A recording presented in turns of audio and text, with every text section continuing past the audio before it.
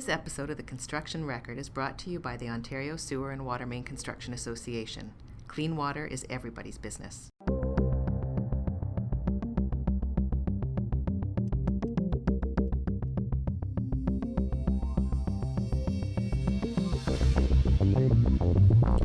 Hello everyone, and welcome to episode 63 of the Construction Record podcast. This is Vince Versace, National Managing Editor of the Daily Commercial News and Journal of Commerce, joining you today.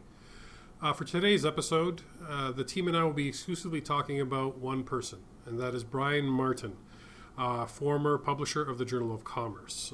Brian passed away August 30th, and since his passing, the team and I have been collecting reflections on Brian's career and the person he was and the legacy he left. There's 5 pieces you could find on the Journal of Commerce website, which we generated, commemorating his memory and accomplishments, not just with our publication, but also in the construction industry in BC, and in particular the Lower Mainland. Brian started with the JOC as a reporter, moved up to editor, and then eventually became publisher during his 30-year run with our publication. Didn't get to know Brian personally. I had talked to him on the occasion. But the one thing is, I learned a lot about Brian as I learned more about the British Columbia construction industry and its history over the last 4 years, as the JOC has been my responsibility.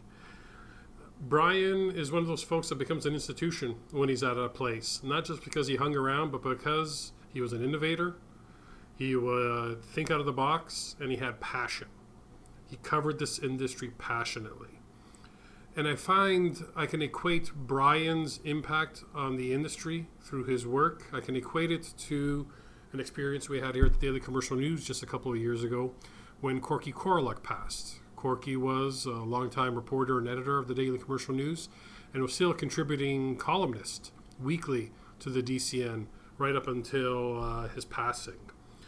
The one thing that both these men had in common, which I find for me a treat and an honor to have gotten to know them and work on the legacy that they left for us as reporters and editors for these 2 publications, is both of them were, as I call them, newspapermen. They were gentlemen, they were professionals that started plying their trade at a time when print was at its heyday, and they kept their loyalty to their publication well beyond their full-time working years. Brian was always a go-to as a source for perspective for people in the industry, and also because he kept himself involved. And in particular with the JOC, during his tenure as editor at the JOC, over 31 years ago, he was one of the catalysts for what has become the Vancouver Regional Construction Association's Awards of Excellence. 31 years ago, he and the former head of the VRCA got discussing about presenting an award to general contractors for excellence in BC. The thinking was, hey, the architects have awards, engineers have awards, but what about general contractors in construction?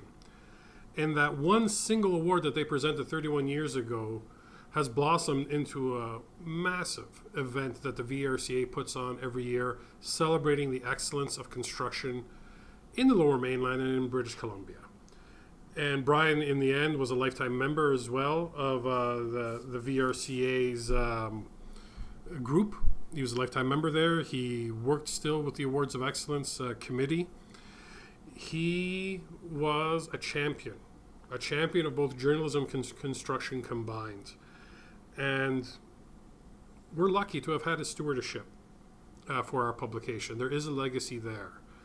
And so it was really a treat and an honor for us to kind of collect these retrospective pieces about Brian.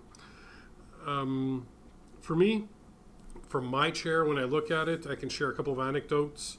But here's what I can say about his legacy that he helped build with the JOC.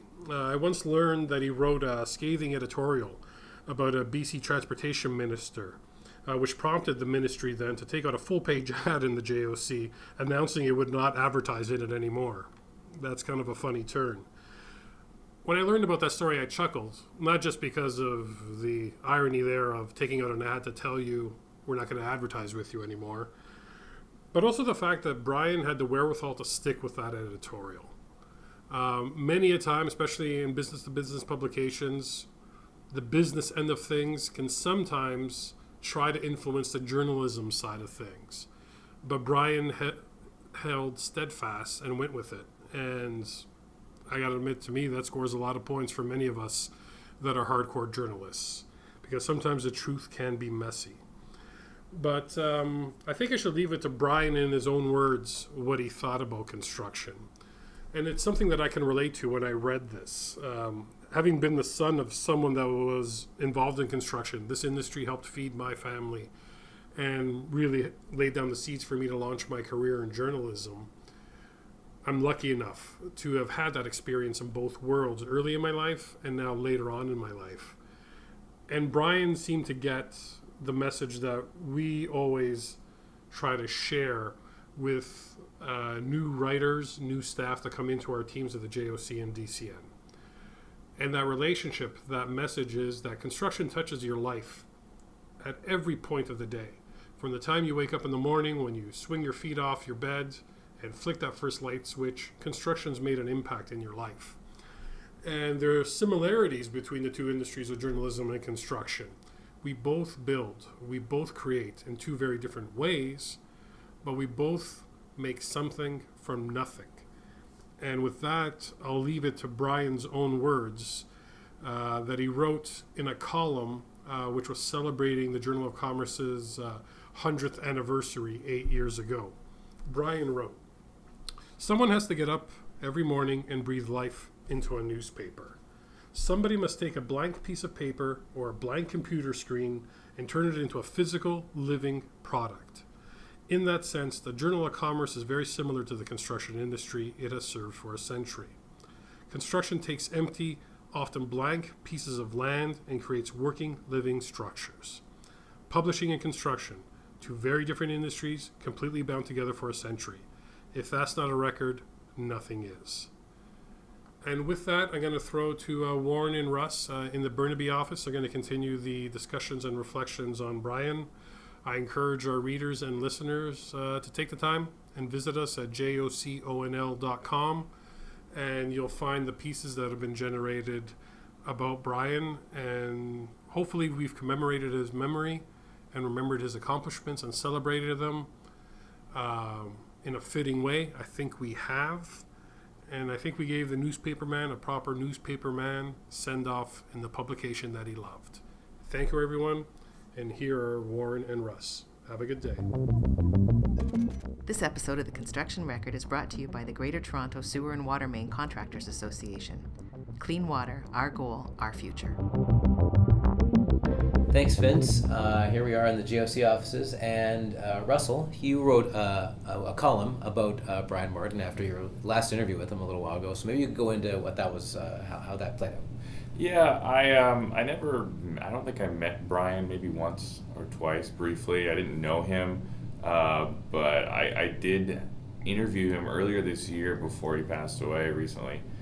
And sadly, it was about a colleague of his that also passed away, Frank Lilquist. Who I actually did work for, so I can speak a little to that. Frank, great guy, really smart, and one hell of a cartoonist too. Yeah, he did our Sid cartoons, which are wildly popular in the industry here. So I called him just to talk about his friend, and they both came up together in the Vancouver scene, and were colleagues for decades. And he just kind of reminisced about his friend, and even before the interview, people warned me. They're like, "Oh, Brian, he's a curmudgeon. He's gonna be a little grumpy. You just kind of got to roll with it." And so I picked up the phone. I was kind of ready for, a kind of a gruff, brief interview. And he was so kind, and he chatted with me for so long. And he was more than happy to give me everything that I needed for the piece that I was working on. And I think he really enjoyed chatting about his friend. And then he just kept asking me questions about my journalism career. And we kind of swapped journalism stories. He talked about kind of the smoky, wild newsrooms of, back in the day, in the 70s. And I told him about, my kind of adventures as a crime and courts reporter in Oklahoma, Arkansas, and Washington State in the U.S. it was nice. I kind of put my notes down and stopped typing. It was like I just chatted kind of journalist to journalist, and then it was really, really nice. And yeah, that's kind of the last time I talked to him, and that was early this year. I think it was March. Did he highlight any of the stuff he'd done for the paper and as sort of career highs or hit between him and Frank? Yeah, he did. He talked about a project that they both worked on called, I believe it's a book series called Building It Right or Built Right. It was a series of books. It happened when Brian was building his own house. He got so frustrated with working with the city and permitting and just all this red tape. And he thought, he was like, this is nonsense. Someone needs to help navigate people through this. And he thought to himself, well, why not me? And he went and worked with Frank to talk with all the municipalities and get information on how to navigate, construction if one wants to do that. And they tried to do one for as many municipalities as they could. And it was a very, very popular series up until kind of the residential housing market collapsed. Yeah, he was very proud of that. One other thing you mentioned in the column is he went from a reporter to editor to publisher, and I think that's not a route you see anymore. Like, so he's just journalistically, and I don't know about construction wise, but definitely journalistically, you just don't see that kind of career progression anymore. So he got to live it the way classically you're supposed to. Well, yeah, I mean, most people kind of go into reporting now to get experience. And then once they have experience, they move on to other communications or PR jobs that pay better, have a little bit more career advancement. And a lot of people don't stay in hard news kind of journalism for very long anymore because you can't make much of a career out of it. Yeah, it can be very tough in the kind of the traditional media. So yeah, I don't think he never even planned on working in the Vancouver market. I believe he was a CBC freelancer just kind of passing through on his way to California. Wow, okay. From the Yukon. Okay, that's a story in of itself, it sounds like. Yeah, and he was like one of their northern reporters. And he didn't even intend on writing about construction or being involved. Takes a right turn, I guess. And and then he also was very, I got some comments from the VRCA. And he was one of the people who founded the construction awards that they do, the Awards of Excellence. And that happens every year. It's a very big, prominent event in our industry. And Brian had a huge part. And he was one of the judges up until recently, I think, right? Yeah. He used to write about it every year. He used to do something on it. And that was one of his projects that people still do it every year. And they have a huge gala downtown. And the industry is very proud of. That's something that they're very proud of. So, he has not just one legacy; he has several legacies that he'll have. That's right. Yeah. So I guess we'll extend our sympathies to his family, and until our next episode.